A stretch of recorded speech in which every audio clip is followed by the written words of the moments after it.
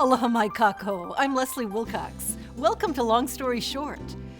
In the Diamond Head Theater production of Lee Cataluna and Keola Beamer's You Somebody, Loretta Ables Sayre played Pualusa, a local diva whose ultimate goal in life was to be recognized by three-dot columnist Wayne Harada.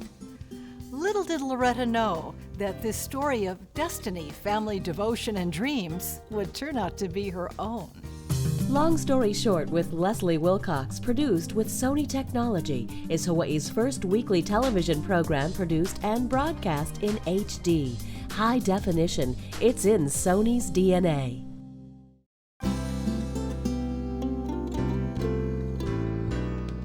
You know her as one of Hawaii's most talented jazz vocalists, who's performed for the likes of Neil Sedaka, Dick Clark, and Karen Carpenter. She's an actor with roles in Magnum P.I., Birds of Paradise, North Shore, and Baywatch Hawaii. And she's appeared in many local commercials, most notably playing the role of Loretta in the Bank of Hawaii Harry and Myra spots. But you might be surprised to know that Loretta Ables Sayre, well-versed in pidgin English, able to play the role of Auntie in so many television shows. And who can forget Pualusa in You Somebody, was not born in Hawaii. Don't go any faster, don't go to the next person. I was stuck outside, somebody would lock the door and... Don't you lady me, don't you know who you're talking to? I'm Pua. You might know me by my maiden name, Ting. You went from Pua Ting to Pualusa? I know, so behind the music, yeah. No, I was born in Stockton, California, and my stepfather was in the Navy, and we got transferred over here when I was just beginning second grade. And it was Pearl Harbor Elementary that I went to, but it was close enough to Aliamanu to have to learn how to speak pidgin. I really did, you know, and you have to, I remember the first day of school, we went home, and we were telling my mom, the kids talk funny over here, and they don't wear shoes, because back then we didn't have to wear shoes to school. We didn't even have to wear slippers. And I was from, like I said, California, where everybody dressed up on the first day of school, and within a month or two, you know, it was la dat and the kind with everybody else. And that put me in an interesting place too, because I was a military child being raised in Pearl Harbor, but looking the way that I look just like the local kids. So at that early age, I think I kind of learned how to straddle, you know, the different worlds and try to be a part of both of them, much like I do in my life now, still. Well, tell me, you talked about your stepfather, but what about your birth father? My birth father was, oh boy, where do you start with him? He was from the Philippines, and he only had a 6th grade education. He became a fisherman to help raise his siblings and help his family out. And then he joined the Army in the Philippines and fought with the U.S. during World War II, and decided to come to America to have a better life, and he moved to Stockton, California. He was a field laborer, and he worked his way up eventually to be a bookkeeper. But he went through, I mean, he was in there with the farmers and was run over with a tractor at one point, and so he really had a dream to have a better life in America, a much better life than he had. He married a much younger woman. Yes. Your mom. My mom. My father was 40 and was working as a field laborer for one of the fields that my mother's father ran. And she grew up in a very, very abusive household. Extremely so, where at a certain point in her life, she really, many times, but as she got older, she really thought that each beating was going to be the end of her life. And the only way that her father, her parents, but especially her father, would end that beating of the kids, which was a daily occurrence, was when the older girls got married. And my mom knew the only way that she was going to stay alive is if she were to get married. And she had met my father. They really didn't have a romance, but he was aware of the situation, and he proposed to her one day. And she acted as though she were going to go to school, and he picked her up, and they went to San Francisco, I think it was, and they got married. He was 40 and she was 15. So in effect, he was taking her out of an abusive situation. That was the And the plan. beatings ended then, because at that point, if you were married, then you were the responsibility of someone else. And her father would stop that. The beatings went on for all the younger kids. But it was the only way that she could get out of her situation. And did they get along after that? Well, as much as you possibly could. I mean, I'm sure she was grateful that he saved her life, you know, and got her out of that. But at the same time, she never really had a childhood, so she was in a crash course to become an adult. They got married at 15. She had my older sister when she was 16. And 3 or 4 years later had my brother, and about 4 years later had me. And at that time, you're talking about living in a small town. This is late 40s, 1950, around there. So the fact that she was alive, she had a husband who was working. She had these 3 kids. She, of course, was a housewife, but she yearned to do something else. She yearned to travel, and she always yearned to live in Hawaii. Mm-hmm. That had been her childhood dream. She had always wanted to come to Hawaii. And so they made the marriage work as much as they could, but there was such a vast age difference between them that it did eventually take its toll, and they got a divorce, and she married my stepfather a couple of years later. They had 2 more kids, and it was time for him to get transferred, and he asked her where she wanted to go. He had 3 choices, and he said, "What are your 3 choices?" And she said, "Hawaii, Hawaii, Hawaii." And was that a love match? Yes, very much so. Very much so. And I'm really fortunate because I had a father who was incredibly loving.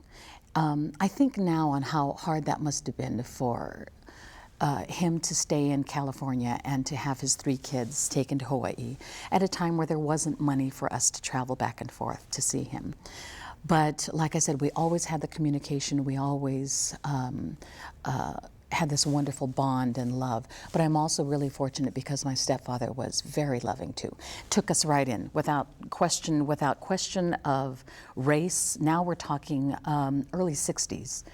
My stepfather was younger than my mother. He was in the Navy, and he married a divorcee who was 7 years his senior, had 3 children.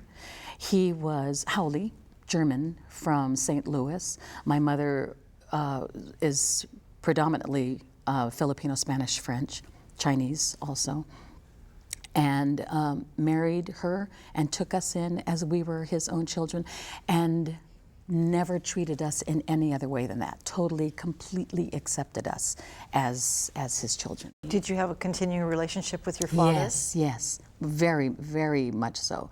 Well, I didn't go and see him again, I think, until I was in high school. I was probably in 10th grade before we went back again. And we used to write him all the time. Back then, long distance phone calls were very expensive, so we didn't do a lot of that, but we did write all the time. And I smile when I think of that, because I still have letters of his that he wrote when I was growing up, and I have the very last letter he ever wrote to me. And my father had impeccable penmanship, impeccable. And I remember one year my sister and I stayed up. We were visiting him. We stayed up until, probably 1 o'clock, 2 o'clock in the morning, interviewing him. Because when you live in Hawaii and he's in California, there's so much that you don't know. And so we knew the only way that we were going to find out was to ask him all of these questions. So we wrote down all these questions, and we wrote his answers down. And we were surprised to find out that the village that he grew up in was so poor that they didn't even have paper and pencil in his school, which was in a hut. The teacher had on the board one of those penmanship charts that we all grew up with the 2 solid lines and the dotted line in the middle, and all the dotted lines that showed the capital A in script, and then that dotted line with the small a. The kids would have to draw those lines in the dirt, and they were given a bowl of rice grains, and they would have to make these letters in penmanship with grains of rice. So until the day he died, he had the most beautiful penmanship. And I remember reading those letters when I was young and just marveling in the way that he wrote. What did you want to be when you grew up? I mean, every kid gets asked that. Every kid has to consider it, and most kids go through a whole laundry list of things that they have to discard along the way. What happened with you? The only thing I ever wanted to be was a singer. I wanted to act also, but I mean, the only thing I ever wanted to be, to the point of existence. It's the only thing that I ever could do.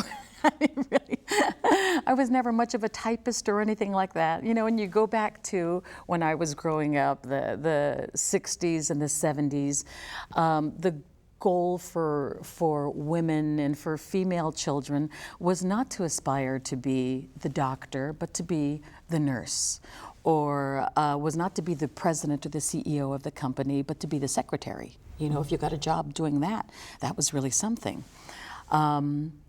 And all I ever wanted to be was a singer. When my family would go to bed at night, I would sneak down into the living room and put albums on the stereo, and put the headphones on, and listen to music until the sun came up. It was at my private time. If they were gone from the house, I would put these records on and sing, and there was something about that catharsis of singing that when music goes into your body and gets filtered through your soul and comes out of you, and it releases all of these emotions. It was so right. My soul was singing when I was 3 years old, 4 years old. It's just all I ever wanted to do. So it wasn't the sound it wasn't the sound that appealed to you that you made, it was how it made you feel inside. Right, exactly.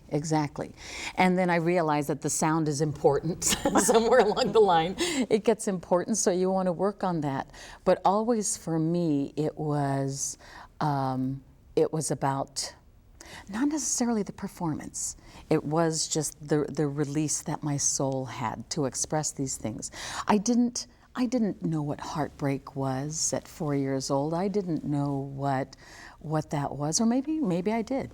But of course I had not gone through those emotions, but there was something about these songs that touched my soul, that moved me so much. What kind of songs were they? Oh gosh, when I was growing up, we listened to a myriad of music, really kind of very well-rounded in that we had classical music, we had theatrical productions. My stepfather listened to country and western. We listened to R&B and pop and rock and the Beatles and Motown, but the real love for me was listening to jazz standards, to listen to my mom's collection of Dinah Washington, Ella Fitzgerald, Sarah Vaughan, and to sing along with those records. And I remember this one particular record that my mom had, a Dinah Washington album, and she had a song on it called Where Are You? And there's no intro to this song except for her voice, just ringing out from silence, this, where are you? Where have you gone without me? And I just would sing that and feel that. I didn't know what it was, and I guess now the best way that I can say, put it into words, is the passion. That even then, there was that passion inside of me that connected to what they were singing, and I always knew that that was the kind of music that, as much as I loved all the different styles of music, that was the kind of music that I wanted to sing. And did you say that you have never received professional voice training? No, I haven't. When I was in high school, I did take 2 lessons, and the teacher was very classic. Her background was classical training, and that really wasn't the kind of music that I had wanted to do, and it just didn't feel right, and so I didn't go back. Plus, we didn't really have the money when I was growing up to go through voice lessons either. There were 5 of us kids, and my mom worked full-time, and my stepdad was in the Navy, and it was enough putting food and clothes, out for all 5 of us kids. So, well, would you say you were a natural, or would you say you trained yourself? I think training myself and through observing, I think, is probably the best way. And I have learned that that's what a lot of actors do after all of their training, their formal training. It's really just sitting back and observing people and really watching them and listening to them. And I think I did that musically and theatrically. You did the listening throughout your childhood. Right, exactly. That's how I learned to sing and learned. I didn't know how to do it technically, but I could hear the sound that was being produced, and you just kind of try to learn how to do the same thing and try to make that same kind of quality in your own style, but the same kind of quality come out in singing. Now, you went to Pearl Harbor Elementary, Right. and then? And then Aliwanu Intermediate, and then Radford High School. And I never went to college after that because I just started singing. I just started working. You were able to make a living in singing out of high school? Isn't that crazy? Actually, I worked for a short time at the Navy Exchange as a sales clerk. I worked as a cashier at the Trattoria restaurant on Kalia Road, but all that time singing anywhere that I possibly could. And interestingly enough, I had a drama teacher at Radford, Patrick Dixon, who I did all the school productions that he would put on. And he always encouraged me to sing, always. And he would tell me, you know, there's less than 10% of people that go into this business are going to make a living out of it. Less than 10%. And probably 10% of that 10%, maybe, will become successful at it or will have careers at it. And I would say, I know, and he would say, but I think you should continue doing this because I think you could be part of that percentage. And he always encouraged me in it. And just before I got out of high school, he started performing professionally. He was working at Benihana's of Tokyo in the Hilton Hawaiian Village. He was playing the piano there and singing there, and he was doing quite well. And he used to have me come down and sing with him. And eventually he was offered the job to be Keola and Kapono Beamer's musical director for their show that they were going to be doing at the Ocean Showroom. And he said, they're looking for somebody to seat people and, you know, all of that. Are you interested in doing that? And of course it meant, if it meant peripherally working in the business where I was going to be surrounded by music, I was there.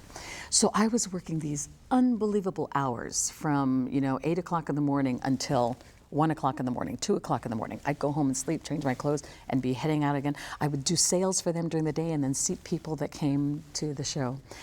And they had shows all during the week, but on Fridays and Saturdays, they had 2 shows at 9 and 11. Andy Bumatai, who was their warm-up act, had a show at 1 o'clock in the morning. And that's when people used to stay up till 1 o'clock in the morning. And he asked me one night if I would come up and sing, and it just so happened that Keola and Kapono finished their show and they stayed and watched his show that night. And my teacher, who was now my good friend, Patrick Dixon, played the piano and I got up and sang. And Keola called me up the next day and said, we've never done this before, but we would like to offer you the position as a featured female vocalist in our show. And so it was Andy Bumatai who, in effect, discovered really, he was the person who was already employed by the Beamers. Yes, isn't that crazy? And then eventually Andy left their show and went to the Royal Hawaiian, and he took me with him and I was his opening act. So it's just been this interesting, the way things weave together all along. And then somehow I've been able to continue doing that. You have, in fact, been a featured singer at some of the classiest hotels in Hawaii, and for long periods of time. Right. Now, given that there is a lot of talent in Hawaii, how did you manage that? Boy, by trying not to take it for granted, first of all, because you're absolutely right.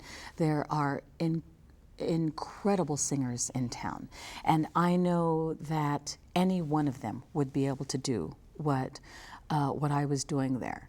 What I tried to do was be as professional as I possibly could, be true to myself as a performer, and do music that was true to me and not try to water it down to appeal to everyone. You know, there's a lot of singers that do something really well, but they think, well, gee, reggae music is really big, and I think I'll add some of that in, and they mix it in, and they kind of lose focus on who they are. I think I knew who my demographic was as far as the people that would come and listen to my kind of music, and try to maintain my standards as a performer, as a human being, as a singer.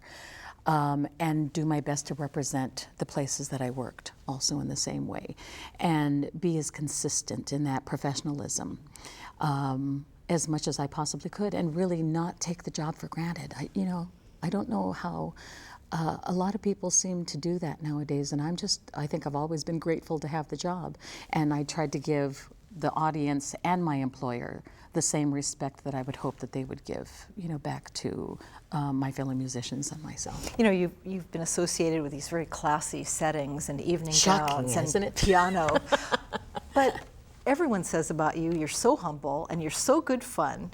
What happened to diva temperament? Divas don't work a whole lot. So, that's the truth of the matter is when there is such a grand group of singers that these top hotels could choose from, if you want to put up a little diva attack, they don't have the time to put up with that, because there's a dozen more singers behind you that are willing to do just as good of a job, if not better, and be more professional. And I just never took my work for granted in that way. I really wanted to keep up the standards for myself, as well as my fellow musicians, and as well as my employers. Had you seen people blow opportunities? Oh, absolutely. Absolutely. It wouldn't be good to name names, but definitely I have seen singers, male and female, who just wouldn't show up for work.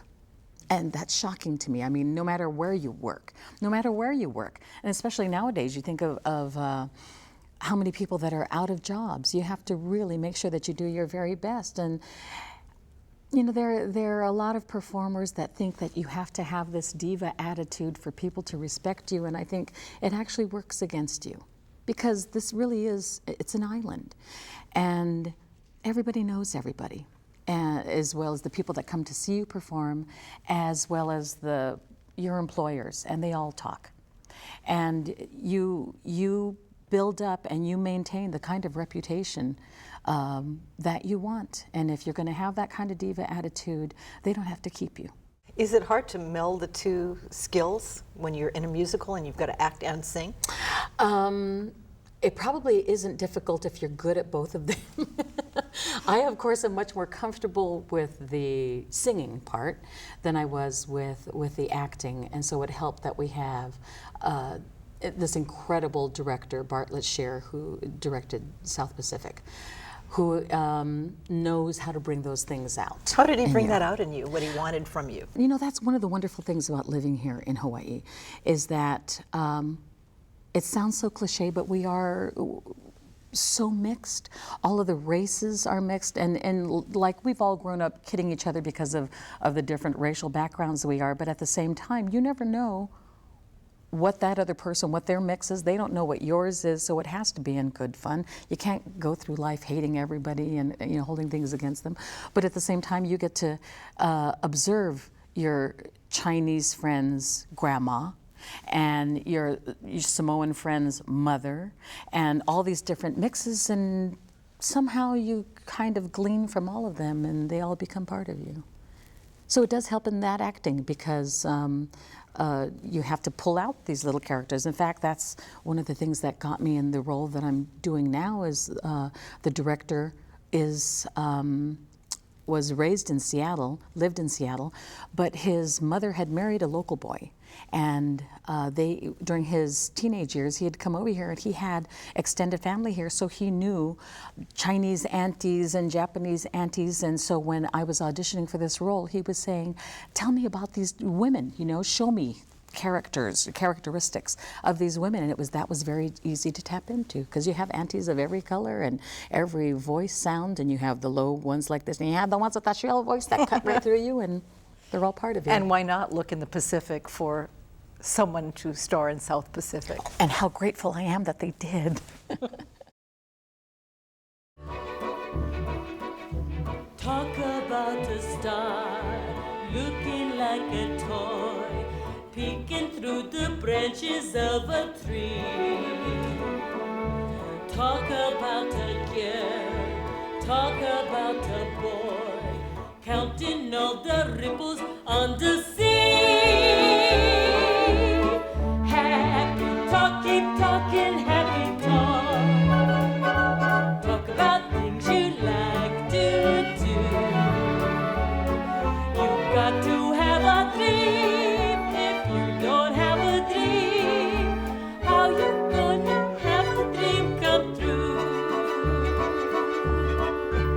This is just part one of our conversation with Loretta Ables Sayre. In part two, we'll find out how she met the love of her life, her husband David. And she'll tell us how, despite her doubts and fears, she stepped onto the biggest stage an actor could ever dream of, Lincoln Center for the Performing Arts. It's a story that could itself be a Broadway play. Thank you for spending this time with us. For Long Story Short and PBS Hawaii, I'm Leslie Wilcox. Ahui ho kako. Long Story Short with Leslie Wilcox is produced in HD by PBS Hawaii with SONY technology. High definition. It's in SONY's DNA. I remember when I was anchoring a morning show where I think the audio check was at 4:30 a.m. and you were a guest one Aloha Friday morning. You came in and you were in a great mood and on time, and you did a wonderful job as you always do. Oh, and then I don't know if you remember this. This was years before you met your husband, David. At the very end, I think I asked you, so anything else? And you said, yes. If you'd like to, you addressed the camera and you said, if you'd like to date a pudgy Filipino, give me a call. And so we just laughed and the show went off the air and I said, that was funny. And you said, I'm serious. Right, exactly. Boy, you gotta be, you just seize that opportunity when it's there.